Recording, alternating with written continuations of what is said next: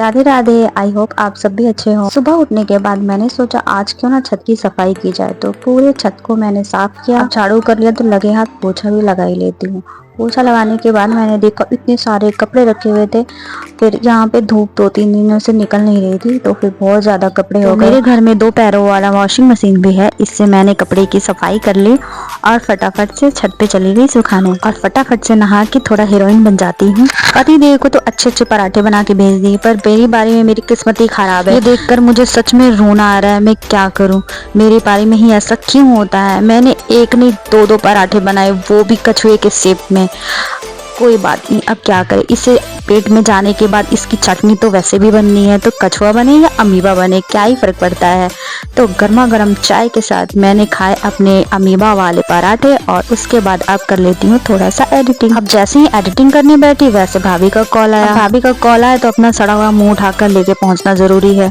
और नीचे आई तो यहाँ पे कोई बुद्धिजीवी लोग आग जलाकर ताप रहे थे, तो मैंने सोचा थोड़ा मैं भी बैठ जाऊं, पर ये धुआं मुझे बैठने दे तब तो। ये फिर क्या, वहां से उठ के भाभी के घर पहुंची और वहां आने के बाद मैंने देखा कि यहाँ पे तो पिंकी पिंकी परी आई हुई है।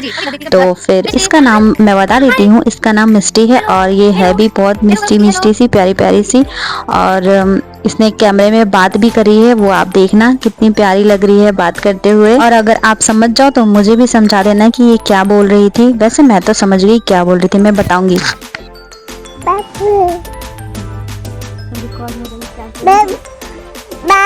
हाँ समझ गई, आप कहोगे कि बंद करो ये बकवास, पर नहीं, ये कह रही थी कि मेरी बुआ का चैनल को सब्सक्राइब कर देना और मेरी ये वीडियो को लाइक कर देना। तो प्लीज़ लाइक और सब्सक्राइब ज़रूर करना।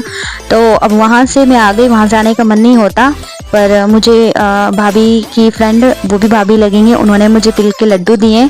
और अब मैं आ गई घर। यहाँ लोग अभी भी आग सेक रहे हैं और मेरा इंतजार मेरे घर के बर्तन कर रहे थे। तो आज मेरे हस्बैंड एक सरप्राइज लेकर आए थे, वो भी पिज्जा। वैसे मैं खुश ऐसे हो रही थी जैसे मैंने कितने सालों बाद पिज्जा का चेहरा देखा। जी हाँ, आपने सही पहचाना, मैं बहुत दिनों से बाहर का पिज्जा वगैरह नहीं खा रही थी। अब उन्हें कौन बताए कि हर सस्ती चीज अच्छी नहीं होती।